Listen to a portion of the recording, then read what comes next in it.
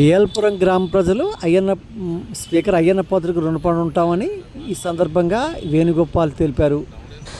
మాజీ జడ్పీటీసీ వేణుగోపాల్ ఈరోజు విలేకరుల సమావేశంలో మాట్లాడుతూ 5 గ్రామాల ప్రజలకు, రైతులకు పంటను అందించే బంగారిపేట కాలువకు నిధులు మంజూరు చేయడంతో, ఆ గేట్లు కూడా ఏర్పాటు చేయడంతో ఈ రైతులందరూ కూడా ఆయనకి రుణపడి ఉంటామని, అదేవిధంగా ఏఎల్పురం గ్రామానికి 2,15,00,000 వరకు ఈ 9 కాలంలో నిధులు మంజూరు చేయడం జరిగిందని ఈ సందర్భంగా ఆయన విలేకరుల సమావేశంలో తెలిపారు. ఈ సందర్భంగా ఆయన మాట్లాడుతూ,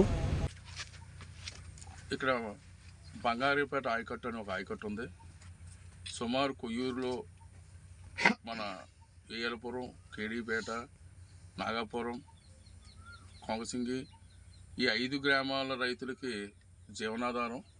సుమారు 700 ఎకరాలు ఆయకట్టు ఉంది ఆ భూమికి, ఆ కట్టు కింద. అయితే గత 6 సంవత్సరాల నుంచి కూడా ఈ జగన్మోహన్ రెడ్డి ప్రభుత్వం హయాంలో కనీసం ఇరిగేషన్ డిపార్ట్మెంట్ని పూర్తిగా నిర్వీర్యం చేశారు. ఇరిగేషన్ డిపార్ట్మెంట్ అంటూ ఒకటి ఉన్నదని చెప్పి ప్రజలు మర్చిపోయారు. 6 సంవత్సరాల నుంచి ఆ కట్టుతాలు మీరు చూశారు. ఇప్పుడు ఆ 2 గేట్లు పోయాయి. ఆ 2 గేట్లకి అయ్యి ఖర్చు 2 లక్షల రూపాయలు. 2 లక్షల రూపాయలు ఆ రోజులో ఖర్చు పెట్టుంటే ఈ 700 ఎకరాలకి మంచి నీరు, సాగునీరు వద్దును. అంతేకాకుండా ఈ వరదల సమయంలో 2వ గేట్ లేకపోవడం వల్ల ఈ వరద వచ్చినప్పుడు ఈ వరద అంతా కూడా కాలువంట వచ్చి కాలువలు గండిలు కొట్టేయడం, మా రైతు పొలాలు మునిగిపోవడం, అలాగే చెరువు గొట్లు కొట్టేయడం, చాలా ఇబ్బంది పడేవాళ్ళు. ఎన్నిసార్లు చెప్పినా సరే ఎవరు పట్టించుకోలేదు. మన నూతనంగా మన మొగల సత్యనారాయణ నీటి సంఘం చైర్మన్ ఎన్నికైనప్పుడు రైతులందరూ కలిసి అయ్యన్న పాత్రి గారిని కలడానికి వెళ్ళాం.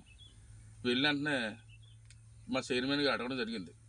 రైతులు మా చైర్మన్ గారు ఇలాగ గేట్లు లేవండి, గేట్లు లేక చాలా ఇబ్బంది పడుతున్నాం, ముందు గేట్లు కొంచెం మాకు ఇప్పించాలని చెప్పి కోరితే వెంటనే ఆయన మాట ఇచ్చి ఈరోజు ధవళేశ్వరం నుంచి మళ్ళీ ఇక్కడ మన లోకల్గా గేట్లు తయారు చేస్తే అది పెద్ద క్వాలిటీ ఉండట్లేదు, సరిగ్గా ఎన్నాళ్ళు మనలేదని చెప్పి ధవళేశ్వరం నుంచి అక్కడి నుంచే గేట్లు తయారు చేసి 2 లక్షల రూపాయలతో గేట్లు ఇవ్వడం జరిగింది. ఈరోజు రైతులందరూ కూడా రైతుల తరఫున నేను అయ్యన్న పాత్రి గారి కృతజ్ఞతలు చెప్పుకుంటున్నాను. అంతేకాకుండా పూడుగు చెరువు కాలం అంతా పూడుగుతో నిండిపోయింది, నీరు ఎక్కట్లేదని చెప్తే ఎన్ఆర్జీఎస్ నిధుల నుంచి 5 లక్షల రూపాయలు మంజూరు చేసి కాలువను కూడా పూడుగులు తీయడం జరిగింది. అంతేకాకుండా ఇలాగ సందర్భం వచ్చింది, మీరు అందరూ వచ్చారు చెప్పుకోవాలని చెప్తున్నాను. మా ఏఎల్పురం గ్రామానికి ఇంకా అంటే ప్రమాణ స్వీకారం చేసి సంవత్సరం కూడా అవ్వలేదు. సంవత్సరం కూడా అవ్వకుండానే సుమారు 24 సీసీ రోడ్లు ఇచ్చి, సీసీ రోడ్లు ఖర్చుగా 1,70,00,000 రూపాయలు ఈ 10 నెలలు 11 నెలలు మా గ్రామానికి ఇవ్వడం జరిగింది.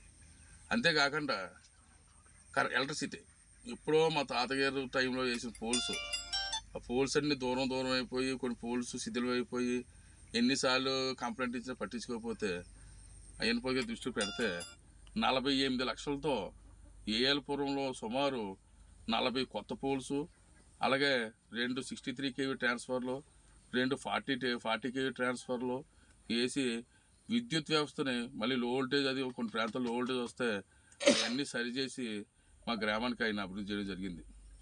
అంతేకాకుండా స్కూల్ బిల్డింగ్ సరిపోకపోతే ఆయన దృష్టిలో తీసుకెళ్తే స్కూల్ బిల్డింగ్ ఒక 18 లక్షలు, అలాగే ప్లే గ్రౌండ్ బాగోలేదని చెప్తే దానికి ఒక 5 లక్షలు, కాంపౌండ్ వాళ్ళకి ఒక 5 లక్షలు, సుమారు ఒక హై స్కూల్కే 28 లక్షల రూపాయలు ఇవ్వడం జరిగింది. ఇది కాకుండా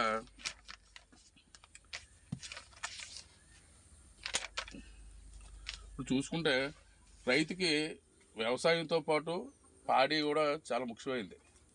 కానీ వైసీపీ గవర్నమెంట్ హయాంలో పూర్తిగా పాడి రైతులకు ఇచ్చే సబ్సిడీలు కానీ, వ్యాక్సిన్స్ కానీ, ఇన్సూరెన్స్లు కానీ అన్నీ కూడా తీసేసి పాడి రైతులకు ఎంతో అన్యాయం చేశారు. కానీ కూటమి ప్రభుత్వం వచ్చిన తర్వాత వ్యాక్సినేషన్ స్టార్ట్ చేశారు. అలాగే మళ్ళీ ఇప్పుడు దానా కొనుక్కుంటే రైతులకు గిట్టుబాటు అవ్వట్లేదు, బయట పోలు ఖరీదు అయిపోతుందని చెప్పి 50% అంటే బయట 1,100 రూపాయలు ఉన్న దానానే 550 రూపాయలకి ఈరోజు రైతులకి ఇస్తున్న ఘనత కూటమి ప్రభుత్వం. అలాగే కాదు, పెన్షన్స్ 1000 రూపాయలు పెంచడానికి 5 సంవత్సరాల కాలం పడితే వచ్చిన మొదటి నెలలోనే 1000 రూపాయలు పెంచి మాట నిలబెట్టుకున్న ప్రతి కూటమి ప్రభుత్వం. అలాగే 3 బండ్లు గ్యాస్ మహిళలకు ఇస్తున్నారు, ఆ పథకం కూడా స్టార్ట్ చేశారు. ఎన్ని ఇబ్బందులు ఉన్నా సరే అన్న మాట ప్రకారం అంతెందుకు రేషన్ కార్డులు, చాలామంది రేషన్ కార్డు లేక చాలా ఇబ్బంది పడేవారు.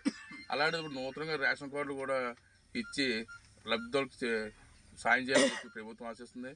ఇంత తక్కువ సమయంలో మా గ్రామానికి 2,50,00,000 రూపాయలు ఇచ్చి మా గ్రామ అభివృద్ధికి తోడ్పడుతున్న అయ్యన్న పాత్రుడు గారికి కృతజ్ఞతలు తెలుసుకుంటూ ఎలవేళకి మేము రుణపడి ఉంటామని చెప్పి ఈ సమావేశంలో తెలియజేసుకుని సెలవు తీసుకున్నాం.